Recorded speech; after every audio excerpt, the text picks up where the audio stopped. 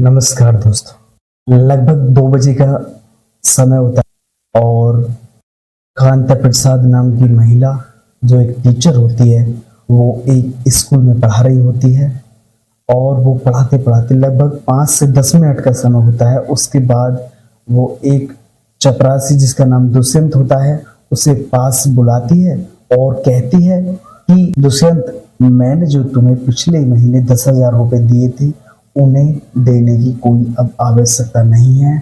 सिर्फ तुम जब छुट्टी हो जाए आप मेरे पास आ जाना और हम उसके बाद बात करते हैं। दोस्तों, इस कहानी में आगे बने रहने के लिए हमारे चैनल को सबसे पहले सब्सक्राइब कर लें और कहानी को पूरा देखने के लिए हमारे साथ बने रहना होगा। तो चैनल को सब्सक्राइब कर लें और वीडियो को लाइक और दोस्तों कमेंट में ये जरूर बताएं आप कहां कहां से इस कहानी को सुन रहे हैं, ताकि मैं आपका नाम अगली आने वाली नेक्स्ट वीडियो में ले सकूं, बता सकूं। तो चलिए शुरू करते हैं। तो दोस्तों, इस कहानी की शुरुआत होती है हरियाणा राज्य के सोनीपत शहर के एक छोटे से गांव खेड़ापट्टी है। खेड़ापट्टी में एक कांता नाम की टीचर होती हैं जो एक स्कूल में पढ़ाया करती थी, जो काफी खूबसूरत थी, जिसकी उम्र लगभग 38 वर्ष होती है और वह विधवा होती है। वह पढ़ाई करते करते अपना समय गुजरता जाता है और वही एक दिन वो पढ़ाई कर रही थी और एक दिन अचानक से एक लड़का जो लगभग 22 वर्ष का होता है और जिसका नाम दुष्यंत होता है, वह उसमें चपरासी की नौकरी देखने के लिए आता है और वहां पर सेलेक्ट हो जाता है। तो चपरासी की नौकरी करने वाला दुष्यंत लगभग 6 फुट का होता है और गोरा और अच्छा खासा नौजवान होता है जो चपरासी की जॉब कर रहा होता है। एक दिन अचानक से बारिश पड़ रही थी और उस समय कांता मैडम को भूख लगने लगती है और भूख में वह उस चपरासी से कहती हैं कि दुष्यंत, हमारे लिए कुछ ले आओ खाने के लिए। तो दुष्यंत जाता है भागा भागा और 4 समोसे उनके लिए ले आता है। तो उन 4 समोसे में से 2 समोसे दुष्यंत को मैडम दे देती हैं और 2 स्वयं खा लेती हैं।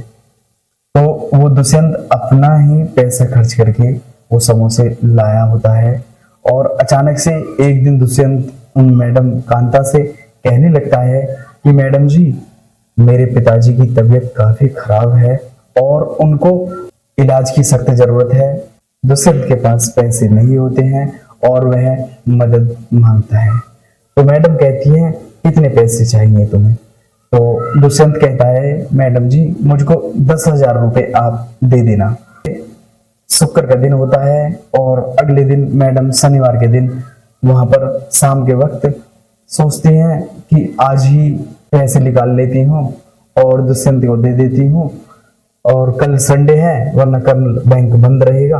तो मैडम जब शनिवार के दिन छुट्टी हो जाती है उसके बाद मैडम वहां से बैंक जाती हैं और पैसे निकाल करके घर ले आती हैं और लगभग 7 बजे का समय होता है। मैडम दुष्यंत को कॉल करती हैं, हेलो दुष्यंत, कल संडे है, कल मैं नहीं आ पाऊंगी स्कूल, तो आप आज ही आकर के पैसे यहाँ से ले जाओ घर से। वो एड्रेस बता देते हैं और दुष्यंत अपने किसी दोस्त की बाइक लेता है और वहां निकल पड़ता है। जैसे ही दुष्यंत वहां जाकर बेल बजाता है और मैडम कांता वहां अपना गेट खोलती है और गेट खोलने के बाद वो देखता है कि मैडम के सिर्फ 2 ही वस्त्र पहने हुए होते हैं, जो देख करके वो एकदम दंग रह जाता है और उसके मन में कहीं ना कहीं यह ख्याल आ जाता है कि मैडम उससे क्या चाहती हैं। तो वो अंदर जाता है और मैडम जैसे ही बाहर की गेट बंद करती हैं और उसे अपने बेडरूम में ले जाती हैं। मैडम एकदम अकेली होती हैं और तभी अचानक से बारिश होने लग जाती है और बारिश इतनी तेज होती है कि उसका जाना मुमकिन नहीं हो पाता है और मैडम कहने लगती हैं कि दुष्यंत, तुम चाहो तो आज ही मेरे साथ मेरे पास यहाँ रुक सकते हो। तो दुष्यंत वहां रुक जाता है और रुकने के बाद जैसे ही वो किवाड़ लगा लेती हैं उसके बाद उनका जो वो काम था वो चालू हो जाता है, और वह काम जब तक करते हैं जब तक कि उनकी संतुष्टि नहीं हो जाती। लगभग 1-1.5 घंटे तक वो खूब अपनी संतुष्टि करने के बाद तभी अपना प्रोग्राम बंद करते हैं, और उसके बाद जब भी देखते हैं कि बेल की आवाज आती है तभी मैडम कांता जाती हैं और अपना गेट खोल करके वहां देखती हैं कि उनकी सहेली पूनम भी वहां पर आ गई थी। तो पूनम इतनी सुंदर होती है जिसको दुष्यंत चपरासी देखता है। दुष्यंत चपरासी अंदर बैठा होता है और वो जब गेट खोलती है उसको बुलाती है अंदर। कांता कहती है उससे कि पूनम, आज मुझे ऐसा शेर मिला है जो बकरी का शिकार करता है, क्या तुम भी होना चाहोगी? तो वो कहती है कि चलो। वो अंदर जाती है और देखती है कि इतना हट्टा कट्टा नौजवान जो संतुष्ट भी कर सके ऐसा वो देखती है। उसे वो काफी अच्छा लगता है, स्मार्ट लगने लगता है। तभी वह 5,000 रुपये दुष्यंत को देती है और अपना वो सब काम कराती है जो वो संतुष्टि के लिए करना चाहती थी। लगभग आध घंटे वो अपनी संतुष्टि करते हैं और उसके बाद दुष्यंत पूरी रात वहीं रहता है, दोनों से आराम से संबंध बनाता है, संतुष्ट होता है, और उसके बाद वह वहां से बाहर सुबह चला जाता है। तो यही काम लगभग 1 से 2 महीने तक चलता रहता है। काफी समय हो जाता है ये काम करते करते, तो दुष्यंत को वो पैसे दे करके अपना वो काम निकालते। दोनों ही, कांता और उसकी सहेली पूनम।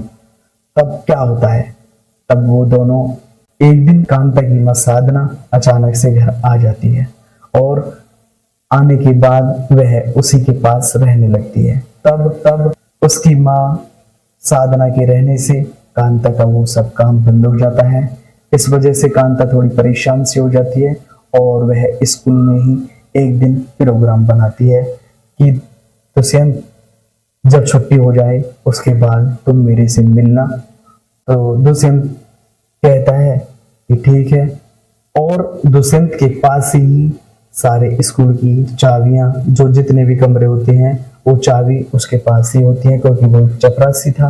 तो वह जब छुट्टी हो जाती है, लगभग 2:30 बजे का समय होता है, और दुष्यंत वहां आता है और मैडम दोनों मिल करके एक रूम होता है जो एक प्राइवेट रूम होता है, उस रूम में वे जाते हैं और गेट लगा करके अपना वह संबंध कायम करते हैं।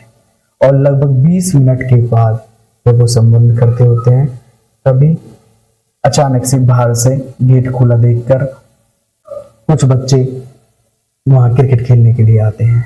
तो क्रिकेट खेलने वाले बच्चे, जिसका नाम एक का मोंटी होता है, वह मोंटी अचानक से बॉल उस गेट के पास पहुंच जाती है और वो बॉल को लेने के लिए जाता है। तो वहां उस गेट के बाहर कुछ अजीब अजीब सी आवाज आ रही थी। तभी वह सोचता है इस गेट के अंदर कोई है। वो खिड़की बजाता है और बच्चों को भी बुलाता है वहां, और कहता है कि इस गेट के अंदर कोई है, और वह आवाज मारता है, कोई नहीं बोलता। वो दोनों शांत हो जाते हैं और उन्हें भी डर था कि यार क्या हो गया है। तभी वह गांव के सरपंच को ये खबर कर देता है। तब गांव का सरपंच वहां आता है, जिसका नाम आनंद होता है। तो उसके खिड़की को कुंडी बजाने पर भी वह गेट नहीं खोलते। उसके बाद वह पुलिस को कॉल करता है और तो वह सोचता है कि ऐसे नहीं खोलेंगे। तभी वो पुलिस को कॉल करता है और लगभग आध पौन घंटे के बाद पुलिस वहां पर आ जाती है। और पुलिस के आते ही पुलिस भी गेट को खुलवाने की कोशिश करती है, लेकिन वो गेट नहीं खोलते और वो अचानक से गेट को पुलिस को तोड़ना पड़ता है। और तोड़ने के बाद जब देखते हैं पुलिस वाले कि वो दोनों आप अकेले थे, तो पुलिस वाले समझ जाते हैं और पुलिस वाले उन्हें अपने साथ ले जाते हैं और उनकी जो चार्जशीट फाइल तैयार की जाती है और उन्हें इतना पीटा जाता है कि वो अपना जुर्म कबूल कर लेते हैं। और जुर्म कबूल करने के बाद और टीचर को वहां से नौकरी से हटा दिया जाता है, जो कांता नाम होता है जिसका। तो वो कांता जेल जाती है और दुष्यंत भी जेल जाता है। यह कहानी का उद्देश्य दोस्तों हमारा किसी का दिल दुखाना या किसी को ठेस पहुंचाना नहीं है। और आगे और कहानी जानने के लिए हमारे चैनल को सब्सक्राइब कर लें और वीडियो को लाइक कर दें और कमेंट में ये जरूर बताएं कि आप कहां कहां से हैं, तभी हम आपका आगे नाम ले सकेंगे। तो दोस्तों, इस वीडियो में सिर्फ इतना ही। लाइक कीजिएगा,